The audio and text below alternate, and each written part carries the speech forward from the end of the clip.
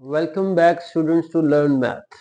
आज हम एक्सरसाइज 1.1 का क्वेश्चन नंबर 4 करने जा रहे हैं, जिसमें हम में ये कहा गया है कि आपने जो प्रॉपर्टी यूज हुई है इन सारे पार्ट्स के अंदर वो बतानी है।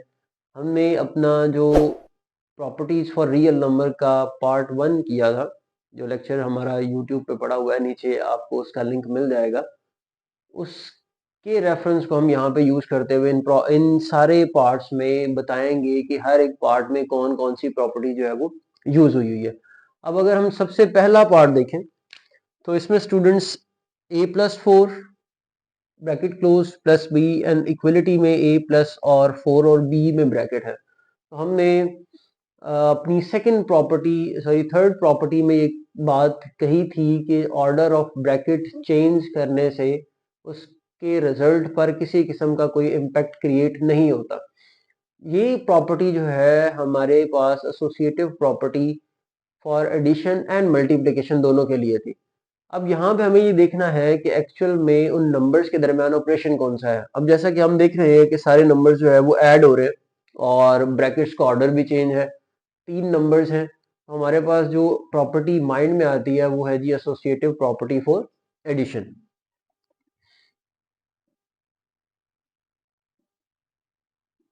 एसोसिएटिव प्रॉपर्टी अंडर एडिशन लिख सकते हैं या फॉर एडिशन लिख सकते हैं। एडिशन के लिए मैं यहाँ पे प्लस का साइन जो है वो लगा रहा हूँ उसके ऑपरेशन को डिटरमिन करने के लिए।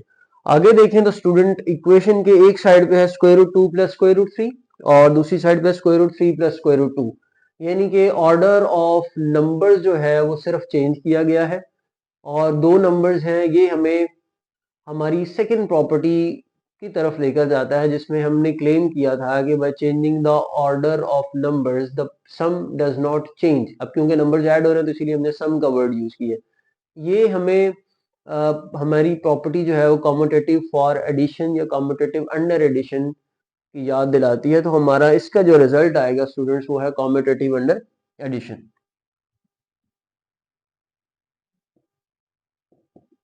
कॉम्यूटेटिव प्रॉपर्टी अंडर एडिशन, ठीक है। फिर आगे देखें तो स्टूडेंट्स अब दो नंबर्स आपस में रिलेट कर रहे हैं और उनका रिजल्टेंट एक जीरो है। जीरो यहाँ पे हम अगर रिकॉल करें तो मैंने कहा था कि जीरो जो है वो एक एडिटिव आइडेंटिटी है।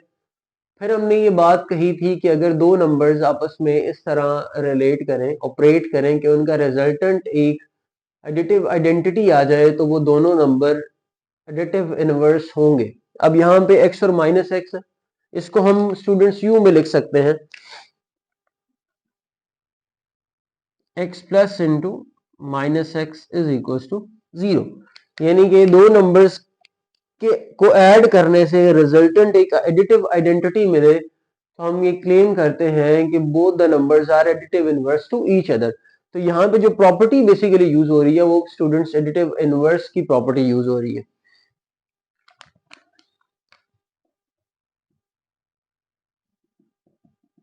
एडिटिव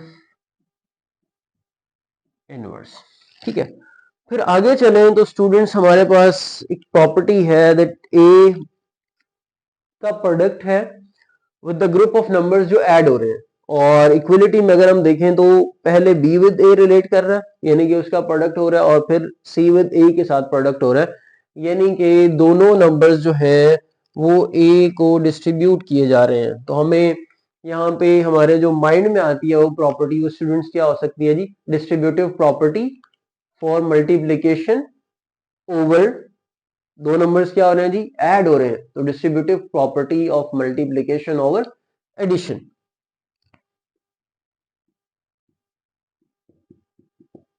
डिस्ट्रीब्यूटिव प्रॉपर्टी ऑफ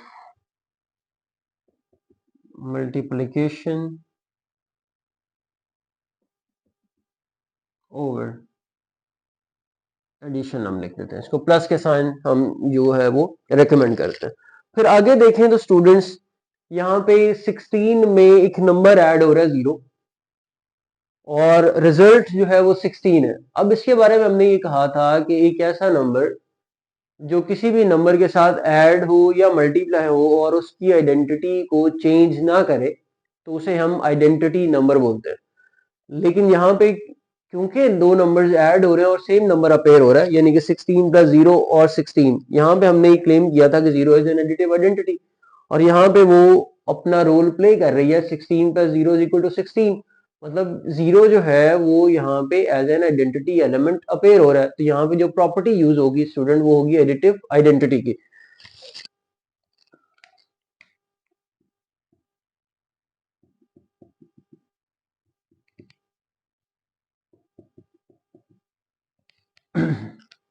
आगे चले स्टूडेंट्स, तो 100 multiply by 1 is equal to 100, same continuity है, बस यहाँ पे एडिशन है, यहाँ पे मल्टीप्लिकेशन है, यहाँ पे एडिटिव आइडेंटिटी है और यहाँ पे मल्टीप्लिकेटिव आइडेंटिटी है। यानी कि एक नंबर मल्टीप्लाई हो रहा है और दूसरा नंबर अपनी आइडेंटिटी जो है वो चेंज नहीं कर रहा। तो उस केस में हम ये कहते हैं कि ये जो नंबर मल्टीप्लाई किया जा रहा है ये हमारे पास मल्टीप्लिकेटिव आइडेंटिटी होगी। तो यहाँ पे जो प्रॉपर्टी स्टूडेंट्स आ रही है वो कौन सी आ रही थी? Multiplicative identity.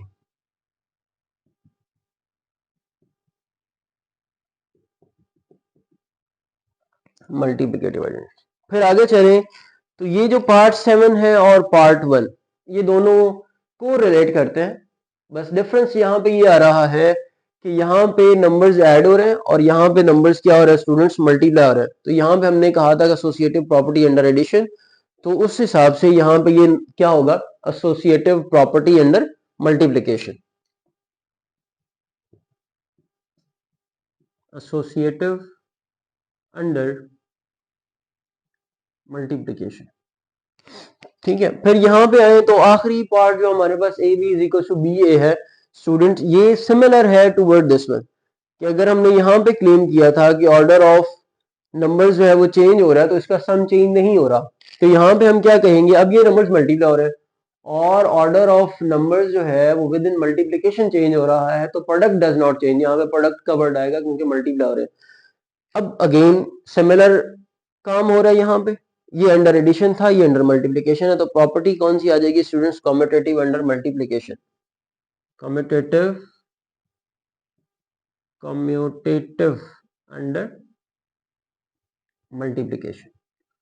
तो ये स्टूडेंट्स क्वेश्चन नंबर 4 था, ठीक है। आगे हम क्वेश्चन नंबर 5 करेंगे। जी स्टूडेंट्स क्वेश्चन नंबर 5 जो है वो उसकी स्टेटमेंट भी सिमिलर है एज क्वेश्चन नंबर 4 के। हमने प्रॉपर्टीज बतानी है कि इन क्वेश्चंस में कौन सी प्रॉपर्टीज यूज हुई हैं। ये जो प्रॉपर्टीज इस क्वेश्चन में इस्तेमाल की जा रही हैं वो ऑर्डर प्रॉपर्टीज हैं, यानी कि प्रॉपर्टीज फॉर इनइक्वालिटी। अब अगर हम पहला पार्ट देखें स्टूडेंट्स तो -3 इज लेस देन 0 1, ठीक है, -1 एंड 0 इज लेस देन 2। अब ये इस तक अप्रोच कैसे कर रहा है वो मैंने यहाँ पे सॉल्व किया स्टूडेंट्स के, दोनों साइड पे एक नंबर 3 ऐड हो रहा है, ठीक है, तब जाकर ये रिजल्ट आया है। मतलब कोई ना कोई टर्म ऐड हुई है, ठीक है, और हमने एक बात कही थी कि एडिशन ऑफ एनी नंबर जो है वो इनइक्वालिटी पे कोई भी इंपैक्ट क्रिएट नहीं करता। और वैसे भी अगर हम देखें तो 0 इज लेस देन 2 सिमिलर है, लेकिन एक्चुअल में ये क्या है कि दो टर्म्स ऐड हो रही है, तो मतलब ये एक एडिटिव प्रॉपर्टी है फॉर इनइक्वालिटी। फिर आगे देखें स्टूडेंट्स तो if a is less than b then 1 over a will be greater than 1 over b, यानी कि अगर हम किसी भी इनइक्वालिटी में नंबर्स का रेसिप्रोकल करते हैं तो इनइक्वालिटी चेंज हो जाती है, तो इसी वजह से इसे हम रेसिप्रोकल प्रॉपर्टी जो है वो कहते हैं।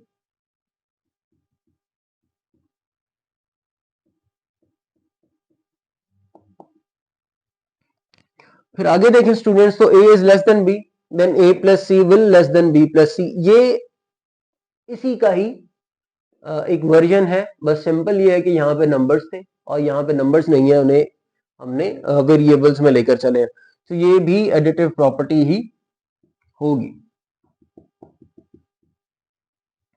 फिर नेक्स्ट देखें स्टूडेंट्स तो A C is less than B C and C is greater than 0 then A will less than B, ठीक है। अब इनइक्वालिटी चेंज नहीं हो रही, क्यों? क्योंकि सी पॉजिटिव नंबर है, ठीक है, और हम यहाँ पे देखें तो दो नंबर्स मल्टीप्लाई हो रहे हैं, मतलब एक सी जो है पॉजिटिव नंबर ए और बी के साथ मल्टीप्लाई हो रहा है, तो ये स्टूडेंट्स हमारे पास एक मल्टीप्लिकेटिव प्रॉपर्टी है। इसी तरह जो नीचे वाली है यहाँ पे भी मल्टीप्लिकेटिव प्रॉपर्टी ही है, बस डिफरेंस ये है इन दोनों पार्ट में, वो ये है कि यहाँ पे C पॉजिटिव था, यहाँ पे C नेगेटिव है। उसकी वजह से हुआ क्या कि C वन पॉजिटिव और मल्टीप्लाई होता है तो इनइक्वालिटी चेंज नहीं होती, और जब एक नेगेटिव नंबर मल्टीप्लाई होता है इनइक्वालिटी में तो उसकी वजह से इनइक्वालिटी जो है वो चेंज हो जाती है। तो ये दोनों स्टूडेंट्स जो है वो मल्टीप्लिकेटिव प्रॉपर्टी से बिलोंग करते हैं।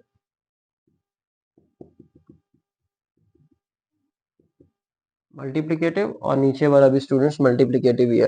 फिर हमने अपने लेक्चर में ये बात जब हम ऑर्डर प्रॉपर्टीज को एक्सप्लेन कर रहे थे उनके कॉन्सेप्ट को, तो हमने एक प्रॉपर्टी वहां पे देखी थी जो कि दो नंबर्स का रिलेशन था। तो हमने ये कहा था कि दो नंबर सिर्फ तीन कंडीशंस में रिलेट कर सकते हैं। आइदर एक नंबर जो है वो बड़ा हो, इक्वल हो दोनों नंबर्स, या एक नंबर दूसरे से छोटा हो जाए। तो इस प्रॉपर्टी को स्टूडेंट्स जो है वो हमने वहां पे भी लिखा था, तो हम दोबारा से लिख सकते हैं क्योंकि हमने लिखना है, अपना आंसर तो देना है। तो स्टूडेंट्स यहाँ पे उसका आंसर ट्राइकोटोमी प्रॉपर्टी है।